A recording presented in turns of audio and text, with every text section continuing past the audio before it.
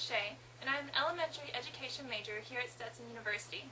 For my senior research, I have taken a closer look at the ethics of the relationship between a teacher and his or her students to find what the research says should be included within a teacher-student relationship and if there are any boundaries that I should be aware of as a teacher. My title of my paper is Teacher-Student Intimacy, How Close is Too Close. Now, when you hear the word intimacy, you may immediately think of the sexual connotation that the word carries nowadays. But when I refer to intimacy, in my paper, I not only mean the physical contact between teachers and students, but also beyond that, and into the emotional and psychological support that also may be given between a teacher and a student.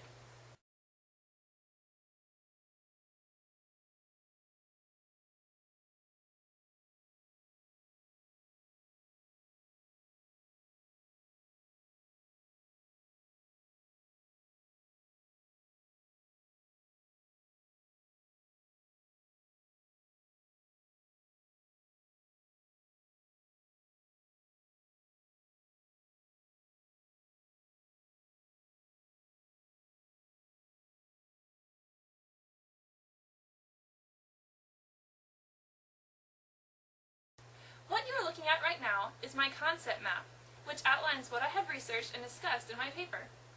I have found that teacher-student relationships should include physical contact. When I say physical contact, I mean a simple high five, or even a hug, or a little pat on the back, that a student may need as a way of encouragement to do work and deal with whatever the student may be going through, either at home or even at school. Teacher-student relationships should also require emotional and psychological support involving care and love. One researcher, Elizabeth Bondi, discusses in an article she wrote that the teacher should play the role of a warm demander. According to Bondi, a warm demander is one who expects much from the students, but scaffolds them with care and encouragement in order to help them succeed. The studies and research she has done within schools and classrooms has supported this theory of the teacher being a warm demander. It seems as though when the students know and understand that their teacher genuinely cares about them, they are more likely to work harder and succeed more often than not. The students will also respect the teacher more because the teacher respects them in return. Nell Noddings is another who has done much research about caring. She has found that students do not like being seen just as numbers, but rather as human beings who have feelings and the want and need to be cared for. Therefore, when teacher-student relationships include physical contact as well as emotional, psychological support with care and love, it results in student achievement.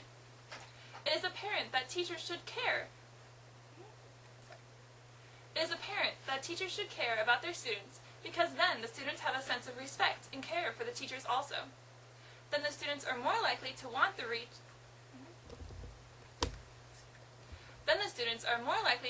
reach the teacher's expectations and work hard to succeed and achieve because they feel welcome and at ease in the classroom. There are some boundaries, however, that I have addressed in my paper, which I found on the Florida Department of Education website, that describes inappropriate behaviors that teachers should not carry out towards their students. So there are boundaries between what's ethical and what's not ethical. Therefore, teachers must also be aware of those and be cautious to not put themselves in a potentially dangerous situation without risking the opportunity to care for the students in order to help them achieve.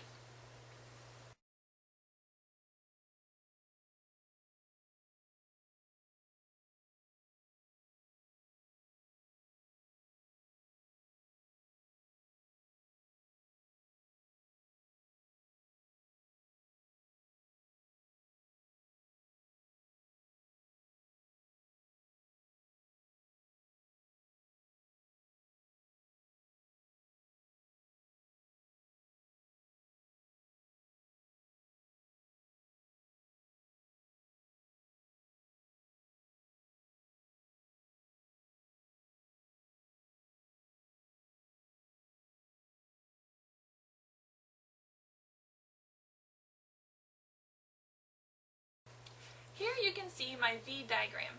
I address the question, what is ethical in relation to teacher-student contact? My theory is that I believe teachers should be physically, emotionally, and psychologically supportive of their students.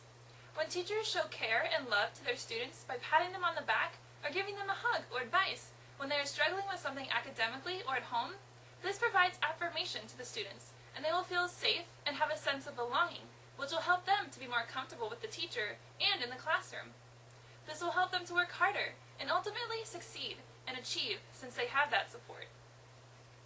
The principles of my V diagram are that teacher-student relationships, that of which include physical contact and emotional psychological support with care and love, ultimately result in student achievement. The key concepts here are teacher-student relationships, physical contact, emotional psychological support, love, care, and student achievement. My value claim is that we as educators should show students care and love through physical and emotional support, but to an extent, so as to not cross the boundaries of what is too far or too close. There have been several news stories in the past few years about teachers getting too physically close to their students. There are certainly boundaries and policies of misconduct that teachers should be aware of and not take part in. But we as teachers should not be afraid to hug a student or give advice in fear that it may result in a lawsuit.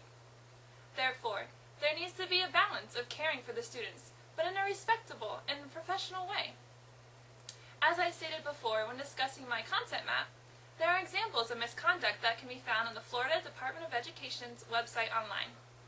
I could not find exact rules or regulations stating what a teacher could do, but more so what they should not do.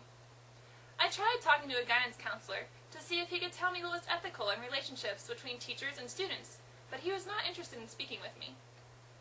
I interviewed a male 4th grade teacher, and he was very helpful in giving me examples of things he does, and also what he tries to avoid.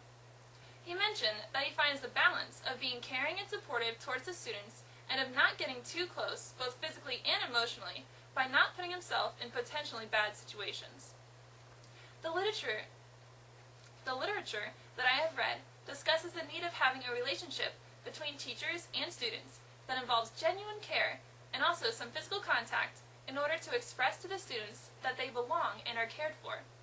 Knowledge of this does indeed help the students, and it gives them the confidence to succeed and achieve, because they know that they are valued, and what they do academically is valuable also.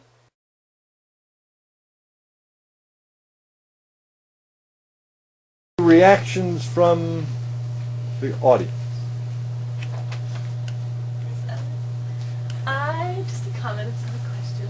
I like how you said teachers should be comfortable enough to hug their student and not be, fear that they're going to get a lawsuit. I just think that's really a good point to make, because a lot of times, students need love and comfort because they might not be getting it at home. And when teachers are so uptight about it because they're worried about the consequences, it's like, the student can't get any sort of comfort.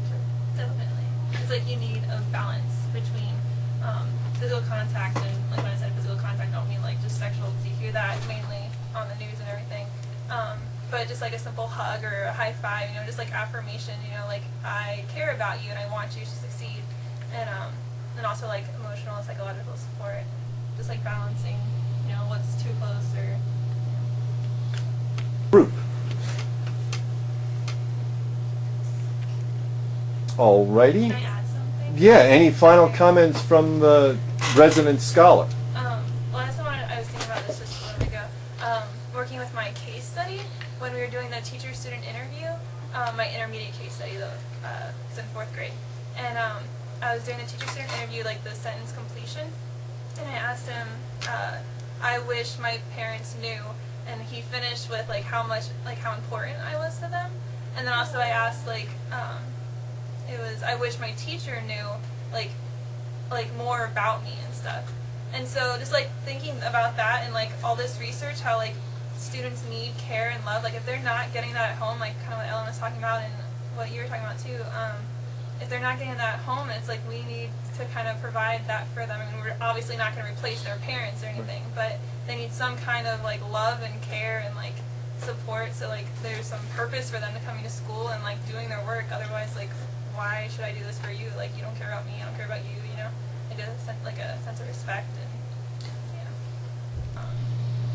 What do you think Nell Noddings would say about high fives and hugs? I think she would be Did you email her to ask her? No, I didn't. Tell you what, extra credit. If you Yeah. email Nell and say, I just did my senior research and I want to know if high fives and hugs are philosophically sound and consistent with Carol Gilligan and your work.